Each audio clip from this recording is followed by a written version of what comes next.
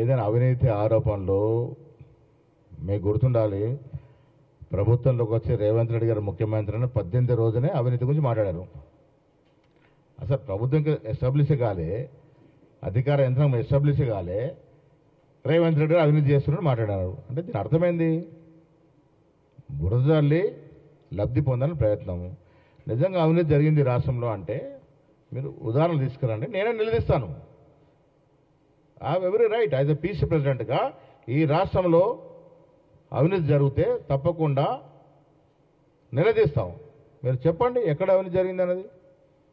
ఇలా అధికారులు, నేను మీ ద్వారా ఇవాళ రాష్ట్రంలో అధికారులకి హెచ్చరిస్తూ ఉన్నాను, కొంతమంది అధికారులు నిర్వహించాల్సిన విధులు నిర్వహించట్లేదు, తద్వారా ప్రభుత్వానికి చెడ్డ పేరు వస్తూ ఉంది. అది చిన్న స్థాయి అధికారి, ఎంఆర్ఓ స్థాయి నుంచి అది ఐఏఎస్ అధికారి వరకు ఉన్నారు, అలసత్వం ప్రకటిస్తూ ఉన్నారు. ఆ అధికారుల వల్ల ప్రభుత్వానికి చెడ్డ పేరు వచ్చే అవకాశం ఉంది. నేను మీ ద్వారా ఆ అధికారం విజ్ఞప్తి చేస్తూ ఉన్నాను. మనం ఉన్నది ప్రజల సేవ కోసము. అది రాజకీయ నాయకుడు కావచ్చు, అధికారి కావచ్చు. ప్రభుత్వం ఇచ్చే డబ్బుతో మనం చేస్తున్నప్పుడు మనం విధిగా ప్రజల్ని ఆదుకోవాల్సిన అవసరం ఉన్నది. చాలా చోట్ల అధికారుల మీద ఫిర్యాదులు వస్తూ ఉన్నాయి. వారు చేసేటువంటి పనుల వల్ల ప్రభుత్వం చెడ్డ పేరు వస్తూ ఉంది. మీ ద్వారా ఆన్ రికార్డ్ ఇవ్వాలి హెచ్చరిస్తూ ఉన్నాను. అది ఎంఆర్ఓ కావచ్చు, ఐఏఎస్ అధికారి కావచ్చు. మీరు నిధులు సక్రమంగా నిర్వహించుకుంటే ప్రభుత్వం తీవ్రంగా ఆలోచిస్తుంది.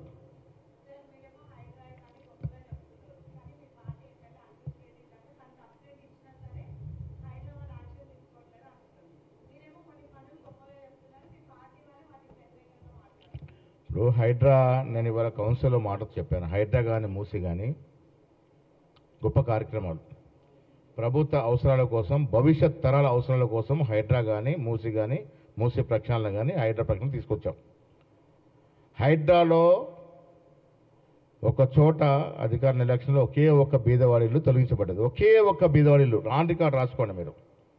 మొత్తం హైడ్రా ఎపిసోడ్లో ఒకే ఒక్క బీదవాడి ఇల్లు తొలగించబడ్డది, అది కూడా చెరువులో ఉంటే.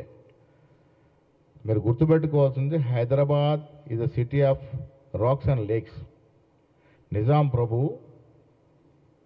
కొన్ని వందల చెరువులు తవ్వించి హైదరాబాద్ని సురక్షితంగా ఉండడానికి దోహదపడ్డాడు. అలాంటి చెరువులు ఇలా కబ్జా గురపడ్డాయి. ఎందుకు బీఆర్ఎస్ నాయకులు గొడవ చేస్తూ ఉన్నారు? ఈ కబ్జాదారులు 80% నాయకులు బీఆర్ఎస్ నాయకులు. ఎమ్మెల్సీలు ఉన్నారు, అందులో ఎమ్మెల్యేలు ఉన్నారు, ఆనాటి మంత్రులు కూడా ఉన్నారు. యథేచ్ఛగా చెరువులను కబ్జా చేసి కట్టడాలు కట్టారు. తద్వారా ఏమైంది, చెరువు గర్భంలోకి పోవాల్సిన నీరు ఇళ్లలోకి వస్తూ ఉంది. ప్రభుత్వం ఎందుకు ఆ చర్యలు తీసుకుంది? మూసి ప్రక్షాళన. 18,000 ఇళ్ళు డబుల్ బెడ్రూమ్ మూసి నిర్వాసనకి ఇస్తూ ఉన్నాం. ఎందుకు ఇస్తూ ఉన్నాం? మూసి నదిలో మధ్యలో నివసిస్తూ ఉన్నారు బీద జనం, ఈగలు దోమల బాధ నివసిస్తూ ఉన్నారు. మీకు తెలిసి ఉండాలి, 1912లోనో 1908లోనో, నాకు కరెక్ట్ డేట్ తెలియదు, గట్టి వాన పడితే హైదరాబాద్లో అప్పుడు జనాభా 80,000, 24,000 జనం కొట్టుకుపోయారు మూసీ నదిలో. ఇప్పుడు కూడా మూసీ నది ఇటు అటువైపులో 40% మంది జనం ఉన్నారు. ఆనాడు నయా పూలు తప్ప అన్ని పూలు కొట్టుకుపోయినాయి. ఇలా వాయనాడులో వచ్చిన వరదలు చూసాం మనం, వాయనాడులో వచ్చిన వాన బీభత్సం చూసాం. అలాంటి గట్టి వాన హైదరాబాద్లో పడితే మూసీలో ఉన్నటువంటి వ్యక్తుల యొక్క పరిస్థితి ఏమిటి? వారి ప్రాణాలు మనకు పట్టవా? దానికోసం మూసి ప్రక్షాళన చేశాం. 80% మూసీలో ఉన్నటువంటి వ్యక్తులు ఒప్పుకొని మాకు పునరావాసం కలగజేయని మేము పోతామని చెప్పిన సందర్భం, వారి కోసం 18,000 ఇళ్ళు డబుల్ బెడ్రూమ్ ఇల్లు ఇస్తూ ఉన్నాం. మూసి ప్రక్షాళన జరిగి హైడ్రా పరిపూర్ణంగా సక్సెస్ అవుతే పెట్టుబడులు వస్తాయి. ఎందుకు వస్తాయి? విదేశీ పెట్టుబడి సంస్థలు ఎప్పుడైనా ఎక్కడైనా పెట్టుబడి పెట్టాలంటే అక్కడ ఉన్నటువంటి వాతావరణంతో పాటు వాళ్ళు లైఫ్ సెక్యూరిటీ చూస్తారు, ప్రాణ భద్రత ఏందని అడుగుతారు. అది ఉంటేనే విదేశీ పెట్టుబడులు వస్తాయి. ఇలా ఈ హైదరాబాద్ ప్రాంతంలో విదేశీ పెట్టుబడులు రావాలంటే హైదరాబాద్ సురక్షిత ప్రాంతంగా ఉండాలి.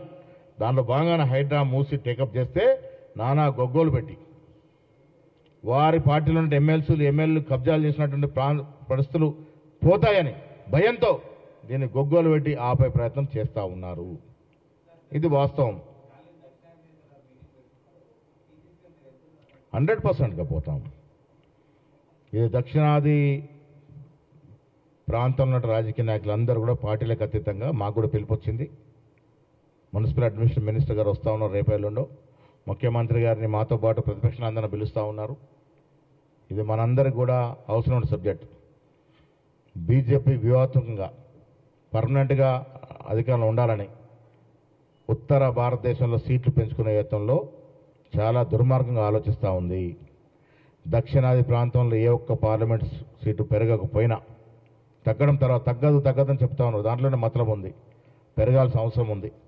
ఉత్తర భారతదేశంలో ఎన్ని సీట్లు పెరుగుతాయో అదే నిష్పత్తిలో దక్షిణ భారతదేశంలో సీట్లు పెరగాల్సిన అవసరం ఉన్నది. ఆ దశగా ముఖ్యమంత్రి గారు మేము కూడా ఆలోచన చేస్తూ ఉన్నాము. ఒక కమిటీ కూడా వేశాం మేము, దాని మీద పరిశీలన చేస్తూ ఉంది. స్టాలిన్ పెట్టబోయే మీటింగ్ హాజరవుతాం, మా వాడిని వినిపిస్తాం.